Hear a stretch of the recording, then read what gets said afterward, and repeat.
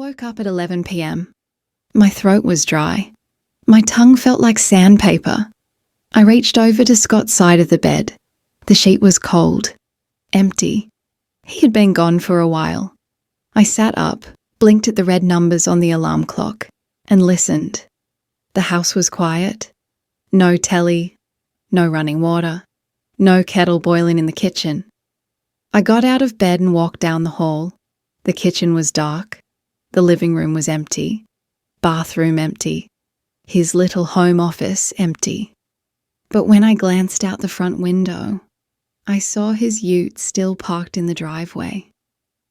So if his ute was here, where was Scott? I went back into our bedroom and stood at the window that looked out over the street. We live in a quiet suburb of Brisbane. Brick houses, neat lawns, gum trees, kids' bikes dumped in driveways. Straight across from us is the Hendersons' place. Paul and Heather. Married 5 years, no kids yet. Nice couple, friendly waves, barbecues. And that is when I saw him. Scott, my husband. He was walking across the street at 11 p.m. barefoot, no shirt, just a pair of footy shorts hanging low on his hips. I froze. He moved quickly but kept looking around, like he was checking if anyone was watching. He walked straight up to the Hendersons' front door. Before he could even knock, the door opened. Heather was standing there, wrapped in a robe, hair loose around her shoulders, smiling. Scott stepped inside. She closed the door behind him. My husband had just walked into our neighbour's house at 11 p.m. half naked, and she had been waiting for him. My name is Jennifer Mitchell. I am 35. I am a registered nurse at a major hospital in Brisbane, mostly night shifts.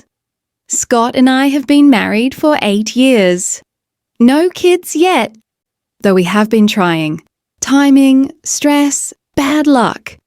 Scott works as a car salesman at a big Toyota dealership. He's good at it. Top seller for several years. We live what looks like a very normal Aussie suburban life. Mortgage. Bunnings trips on the weekend. A lawn Scott mows when he remembers. The Hendersons moved in 2 years ago. Paul works in tech from home. Heather is a yoga instructor. She runs classes at the community centre and does personal training on the side. Fit, beautiful, easy to talk to. She has that relaxed, glowy wellness vibe. We have had them over for barbecues, birthday drinks, New Year's on the driveway with sparklers. And now my husband was in their house at 11 p.m. while I stood at the window watching. For a few seconds I just stood there, trying to convince myself I had not seen what I had seen. Then my hands started to shake. I picked up my phone. I scrolled for Paul's number. We had exchanged numbers at a street Christmas party. In case of emergencies, he had said. This felt like an emergency. I pressed call. The phone rang once, twice, 3 times. Hello? His voice was groggy, half asleep. Paul, it is Jennifer, from across the road. Jennifer? Is everything all right? What time is it? It is 11 p.m. I need to tell you something.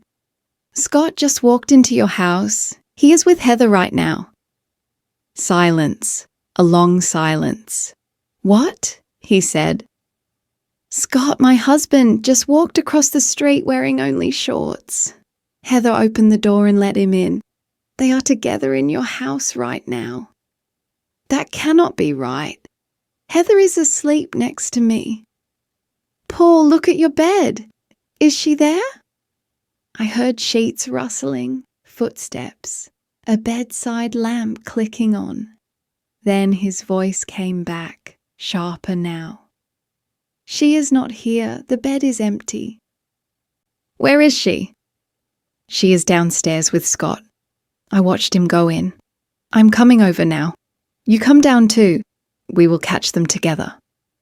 I am on my way. Meet you at the front door. I hung up, pulled on my runners, grabbed my keys, and stepped out into the cool Brisbane night.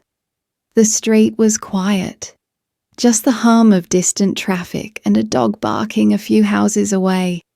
I crossed the road to the Hendersons' house. Lights were on downstairs. Living room. Kitchen. Paul opened the front door. He was in pyjama pants and an old t-shirt, hair messy, face tight with anger and shock. "Where are they?" he asked. "I do not know. I came straight here, have not looked yet." "All right." We looked together. We stepped inside quietly. The house smelled like candles and cleaning spray. We listened. Then we heard them. Heather's voice, Scott's voice, talking quietly, laughing. Paul looked at me. "The basement," he whispered. "What are they doing in the basement at this hour?" "Let's find out," I whispered back. We walked to the basement door. Paul opened it. The light was on downstairs. We went down slowly, one step at a time, trying not to make the stairs creak. The basement was finished nicely. A big couch, TV, mini bar, a little home gym set up in the corner. And there they were. Scott was sitting on the couch, shirtless in his shorts. Heather was next to him in a sports bra and leggings. 2 wine glasses on the coffee table. Soft music playing from a Bluetooth speaker. They were kissing. His hands were on her waist. Her fingers tangled in his hair. They did not see us. They were completely wrapped up in each other. Paul cleared his throat. Loudly, deliberately. They jumped apart like they had been shocked. Heather's face went white. Scott looked like he was about to be sick. "Paul, this is not—" Heather started. "Not what?" Paul cut in. "Not you making out with our neighbour half naked in my basement while I am asleep upstairs?" "Jennifer!" Scott stood up, hands out like he could somehow smooth the air. "Let me explain." "Explain what?" I said. "Why you are half naked in our neighbour's basement at 11 o'clock at night, kissing his wife. It is not what it looks like. It looks exactly like you are having an affair with Heather in her husband's house while he is asleep upstairs," I said. "What else could it possibly look like?" Paul turned to Heather. His jaw was clenched. "How long?" he asked. "Paul, I can explain," she started. "How long?" he repeated, each word slow and hard. "For a few months," she whispered. "Since July." 4 months. "So for 4 months," Paul said quietly, "you have been sneaking around with our neighbour's husband in my house." "Not every night," Heather sobbed. "Only when Jennifer works nights, about 3 times a week. After you fell asleep, Scott would come over. We would spend a few hours together. Then he would go home before she got back. 3 nights a week, 4 months, roughly 50 times. I swallowed hard. "What about tonight?" I asked. "I am not on shift. I am at home. What is your excuse tonight?" Scott's shoulders slumped. "I thought you would be asleep," he said. "You are a deep sleeper, Jen. You never wake up at this hour." "Usually," I said. "But not tonight. Tonight I woke up. I watched you walk across the street. Then I rang Paul. That is why we are here." Heather was crying properly now, shoulders shaking. "I am so sorry. To both of you. This is wrong. We were wrong. I do not know how it got this far." 4 months is not something that just happens, Paul said. 4 months is choice after choice after choice. Every time you open the door, every time you lied to my face. "I know. You are right," she whispered. "I am sorry." Scott took a step toward me. "Jen, please, can we talk privately?" "No," I said. "Anything you say to me, you say in front of them. We are all in this now. He exhaled, like air going out of a balloon. All right. Yes. I have been seeing Heather for 4 months, but I love you. I never stopped loving you. It was just physical. It did not mean anything. If it did not mean anything, I said, why did you do it 50 times? Why risk our marriage, our home, our life for something that did not mean anything? I do not know, he said. I was stupid, selfish. I made a mistake. 50 times is not a mistake, I replied. It is a pattern. Paul looked at Heather face hard. Pack a bag, he said. You are leaving tonight. Paul, please, she sobbed. Can we at least talk? There is nothing to talk about, he said. You cheated on me for 4 months in my own house while I was asleep upstairs. Go to a hotel. Go to your mum's. I do not care. But you are not staying here. Scott turned to me, panic creeping into his voice. Are you kicking me out too? Yes, I said. Calm. Too calm. Go back to our house, pack your things. You can stay at a hotel or with your brother. I do not care. But you are not sleeping in my bed. Jennifer, please. Get out. He closed his mouth, walked past us up the stairs, and a few minutes later, I heard his ute start and drive away into the night. Heather packed a bag, crying and apologizing, then left too. And just like that, the house went quiet. Paul and I stood in his living room, 2 people whose lives had just been ripped open by the same 2 people. I am sorry, I said softly. I wish I did not have to make that phone call. You did the right thing, Paul said. If you had not called, I would still be asleep upstairs while they were down here. He rubbed his hands over his face. What now? Now, I said slowly, we figure out how to divorce them and move forward, separately, or as allies. Allies, Paul repeated. We are the only 2 people who really understand what this feels like right now. He was right. That night was only the beginning. Over the next 24 hours, we would discover that Scott and Heather's affair was far more calculated than a few stolen kisses in a basement, and that they had been planning to leave us for months. We did not sleep. Instead, Paul made coffee. Strong. Black. We sat in his living room like 2 shell-shocked soldiers. How did you see him? Paul asked. Walking over? I woke up. Scott was not in bed. I went to the window and saw him crossing the street in just his shorts, I said. And you rang me straight away. Yes. I figured you deserved and knew your wife was letting my husband into your house. Thank you, Paul said. Some people would have confronted in private, kept it quiet.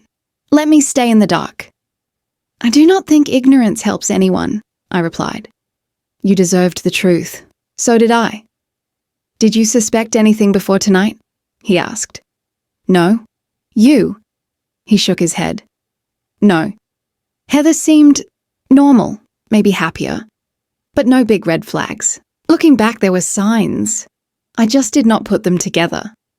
What signs? She started working out more. New activewear. New perfume. Said she wanted to feel good about herself, he said. I thought, great bit of self-care. Now I know it was for him. Scott was the same, I admitted. Joined a gym, new cologne. Said he wanted to stay attractive for me. I thought it was sweet. Now I know it was for her. We sat in silence, sipping coffee, letting the anger slowly replace the numbness. Should we look? Paul asked. Look at what? Evidence, messages, emails, photos. If they have been doing this for 4 months, there will be proof. You want to go through their phones? I asked. Yes. Scott left his on the kitchen bench. Heather probably left hers upstairs. We need to know exactly what we are dealing with. He was right. We started in my kitchen. Scott's phone was there, right where he had put it down before sneaking out. I unlocked it. We opened his messages. The thread with Heather was not even hidden, just her name. Hundreds of messages. Paul unlocked Heather's phone in their bedroom. He knew her code. We sat side by side on his couch, 2 phones glowing in the dark, scrolling through 4 months of betrayal. Cannot wait to see you tonight. Last night was amazing. You are incredible. I think I am falling for you. My stomach turned. What if we just left them? One of Heather's messages said. Started over together? Paul looked sick. She wanted to leave me for him, he said. And Scott wanted the same, I replied, voice flat. Leave me for her. We kept scrolling. Jennifer is on nights tonight. Come over at 11. Paul will be asleep. She never suspects. Deep sleeper. Easy. Paul is clueless. Trust me completely. Does not ask questions. They had been mocking us, calling us clueless, easy to deceive. We found photos. Scott and Heather in Paul's bed. Scott and Heather on my couch. Scott and Heather in my kitchen, my bedroom, my shower. They had used my home as their playground while I was at work caring for patients. I felt physically ill. On Scott's phone, we found bank transfers. $500 to Heather. $300 to Heather. Over 4 months, more than $5,000 gone. He has been sending her money, I said. For what? Paul muttered. Hotel receipts answered that question. Not just the house. They had gone to hotels and resorts as well. Nice ones. Gold Coast weekends, Port Douglas, Noosa, always when I was on overnight shifts, or when Paul was away for work. Then we found the worst part, future plans. A 2-week holiday to Fiji, booked for February. Flights, resort, snorkeling tours, couples massages, all paid with marital money.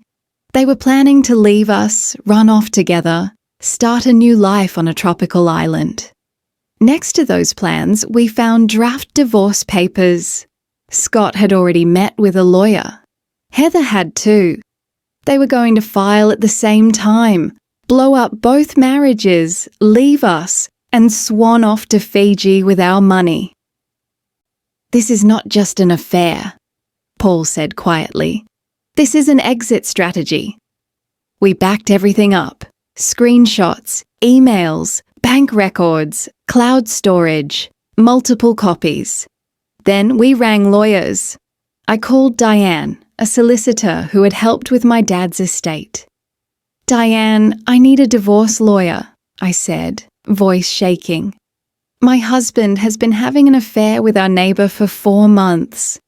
I have messages, photos, bank records, holiday bookings, draft divorce documents, everything. Come in first thing tomorrow, she said. 8 a.m. Bring all of it. Paul called his own lawyer with the same urgency. By 2 in the morning, we were still awake, still angry, still wired. What do we do now? I asked. We file, Paul said.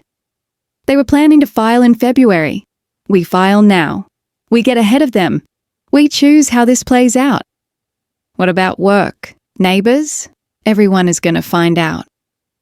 Let them, he said. Scott and Heather did this in full view of our street. They deserve to be seen for who they really are. I thought about it, about the mocking messages, the hotel receipts, the Fiji booking. Okay, I said. Then we fight back, properly, together. The next morning, at 8, I was in Diane's office. Hands wrapped around a takeaway coffee, like it was the only thing grounding me. She scrolled through the evidence, eyes narrowing. This is very strong, she said. The affair is undeniable, And the money he spent on her is dissipation of marital assets. What does that mean for me? I asked.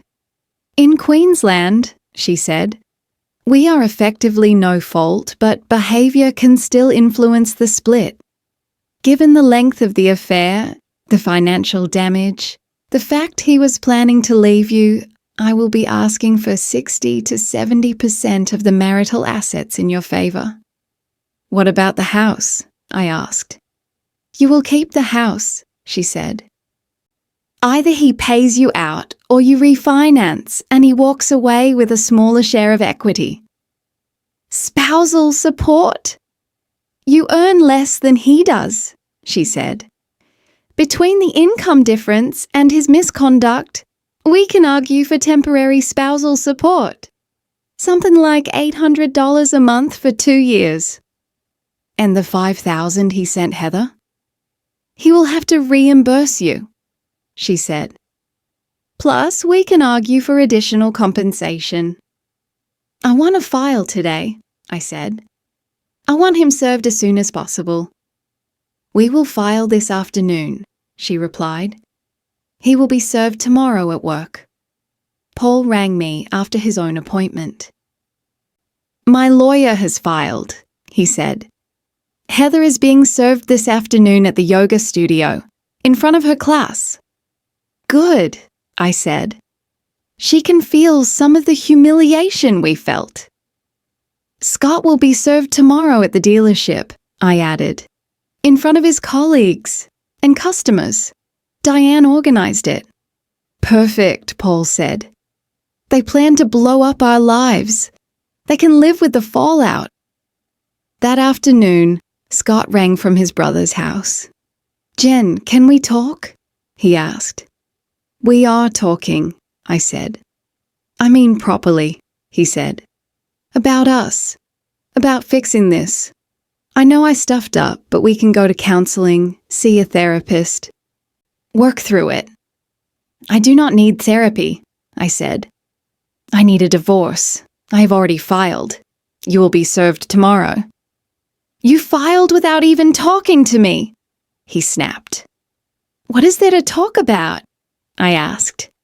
You had an affair, planned a holiday to Fiji with her, drafted divorce papers behind my back and used our money to do it. There was a pause. How do you know about Fiji? He asked slowly. I know everything, I said. I have your phone, your messages, your bank records, your travel bookings, your draft divorce papers, everything. Paul has Heather's phone too.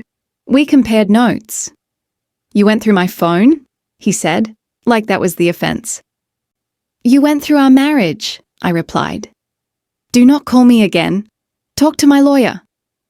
I hung up and blocked his number. Later that day, Paul rang again. They served Heather mid-class, he said. In the middle of a yoga session, in front of 15 women in activewear. She was mortified. Good, I said. She chose this. That evening, Paul posted in our local suburb Facebook group. To our neighbours, the post read, This is Paul and Jennifer from across the road. We want to share something difficult and honest. For the past 4 months, Scott and Heather have been having an affair in our homes while we slept and trusted them. We have both filed for divorce. We are sharing this so the people who live near us know why things are changing. Please be kind, but also please be careful who you trust. Within an hour, there were hundreds of comments. I am so sorry. You both deserve better. Cannot believe they did that. Some neighbours unfriended Scott and Heather. Some sent private messages of support. A few people shared their own stories. Affairs, betrayals, secrets in quiet streets. The next morning, Scott was served in the showroom at the dealership. A friend who worked there texted me later. Process server walked in while he was in the middle of a sale, she wrote. Handed him the envelope in front of everyone. The customer asked what was going on. Scott looked like he wanted the floor to swallow him. A week later, Scott was fired. Conduct damaging to the business, they said. Too much gossip. Too many awkward questions. Heather lost most of her private clients. Cannot really trust someone who runs around with the neighbour's husband, one woman apparently told her. Good. The divorce process was not quick, but it was thorough. At the final hearing, Diane presented everything. Your Honour, Mr. Mitchell engaged in an ongoing affair for 4 months, she said. He spent over $5,000 of marital funds on his mistress. He booked an overseas holiday with her. He drafted divorce papers in secret. His intent to abandon this marriage is clear. Scott's lawyer tried to argue that a 50-50 split was more reasonable, but the judge shook her head. Given the sustained nature of the affair, the financial dissipation and the planning involved, she said, it is fair that Mrs. Mitchell receives 60% of the marital assets, including the family home. Mr. Mitchell will be left with 40% and will reimburse $8,000 for funds spent on the affair. He will also pay $800 per month in spousal maintenance for 2 years. Scott stared at me like I had stabbed him. The irony was almost funny. Paul's hearing went much the same. He kept the bulk of his assets. Heather had to repay what Scott had given her, and then some. After the court days were over, Paul and I went for dinner. We won, he said. Legally, anyway. We did, I said, even if it does not feel like much of a victory right now. It feels empty, he admitted. Like we won the case but still lost the life we thought we had. We lost marriages that were already broken, I said. Scott was planning to leave me. Heather was planning to leave you. We just got there first. He nodded. Still hurts, though. Yeah, I said. Yeah, it does. In the weeks that followed, we saw less and less of Scott and Heather. Scott lost his job at the big dealership. He took a role at a used car yard on the highway, earning half of what he did before. Heather moved into a small unit across town. For a little while, Scott and Heather tried to make it work.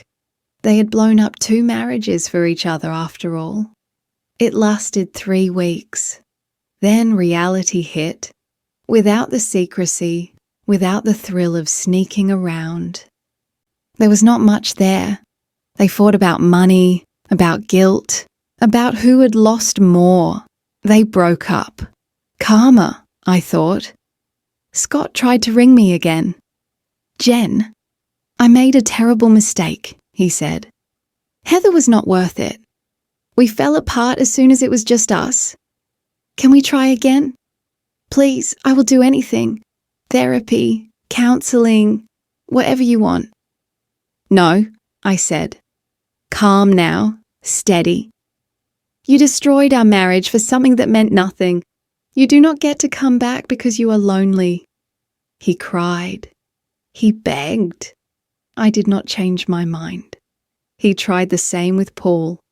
Paul gave him the same answer. Through all of this, Paul and I stayed in touch. At first, we were just allies. 2 people fighting the same war, sharing information, sharing lawyer updates. Then we were friends.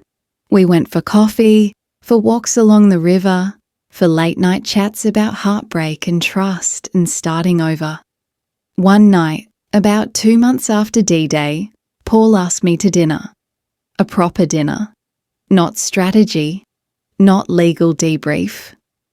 I know this might sound strange, he said, but I would like to take you out, like a date. Only if you are comfortable with that. We were both cheated on by our spouses, I said. We are the cliché. The 2 betrayed people who get together.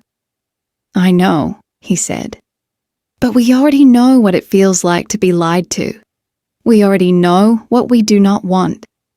And somewhere along the line, You stopped being just my ally and became someone I care about. I thought about it, about how kind he had been, how he never pushed, how he always asked if I was okay before unloading his own feelings. Okay, I said. Let's try. Slowly. No rushing, no pressure. Slow is perfect, he smiled. We started seeing each other properly. Coffee turned into dinner. Dinner turned into movie nights. Movie nights turned into mornings with shared breakfasts and quiet, comfortable silence. Neighbours talked. Of course they did. Have you seen Paul and Jennifer? They are together now. Is that weird? We decided we did not care. We lost so much because of them. Paul said one day, if we find something good in all this mess, we are allowed to keep it. About a year after that terrible night, we moved in together. Paul's house was bigger. We turned it into our place. We painted walls, mixed our furniture, argued about which mugs to keep and which ones were too ugly to survive. Feels like home, I said one evening, curled up on the couch with him. Feels like a second chance, he replied. We still saw Scott and Heather around occasionally. Once, at Target, we spotted them in the same aisle. Together, again.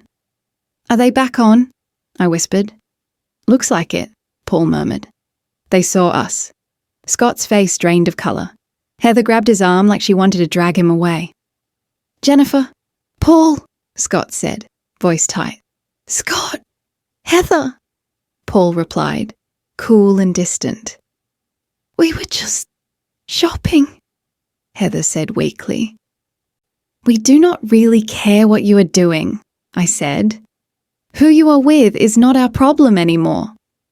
We left them there, awkward and embarrassed, and went home to our house, our groceries, our peace.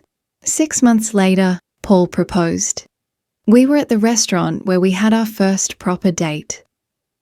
I know we met through the worst night of our lives, he said, holding my hand across the table. But somewhere in all that, we found something real, something honest. I do not want to lose that. Will you marry me? Yes, I said, without hesitation. Absolutely yes. We had a small wedding, family, close friends, a couple of neighbours who had stood by us. Scott and Heather were not invited. At the reception, Paul gave a speech. A while ago, Jennifer rang me at 11 p.m., he said. Woke me up, told me my wife was downstairs with her husband. That phone call was the worst moment of my life, but it was also the beginning of a friendship, an alliance, and eventually a love I never expected to find. Jennifer, thank you for calling me that night, for telling me the truth, for standing with me, for being my wife. People cried, clapped, raised their glasses. I looked around at the room, at our people, our life, our second chance. 2 years after D-Day. We heard that Scott and Heather had finally imploded for good. Constant fighting, money problems, jealousy, resentment. The kind of mess you get when you build a relationship on lies and stolen time. One last time, Scott reached out. This time, by email. Jennifer, he wrote, I know it has been years, but I wanted to apologise. Properly. Heather and I were a disaster. We had nothing in common once the secret was gone. I ruined the best thing in my life for nothing. I heard you and Paul got married. I am happy for you. You always deserved better than me. I hope you are happy. I am sorry I could not be the man you needed. I showed the email to Paul. What do you think? I asked. I think he is lonely, Paul said. I think he's finally sitting with the consequences of his choices. I do not think you owe him anything. I thought about it, then typed a short reply. Scott, I appreciate the apology, but it does not change what happened. You made choices for 4 months. Every time you walked across that street, you destroyed our marriage a little more. I have moved on. I am happy. I am with someone who values honesty and trust. I hope you find peace one day. But that is not my responsibility. Goodbye. Then I blocked his email and closed that chapter for good. 3 years after the night I saw Scott crossing the street in his shorts, Paul and I were standing in our kitchen looking at an ultrasound picture on the fridge. We were expecting a baby girl in March. "Can you believe it?" Paul asked, hand on my belly. 3 years ago, we were both getting divorced. Now we are here. It feels surreal, I said, in the best way.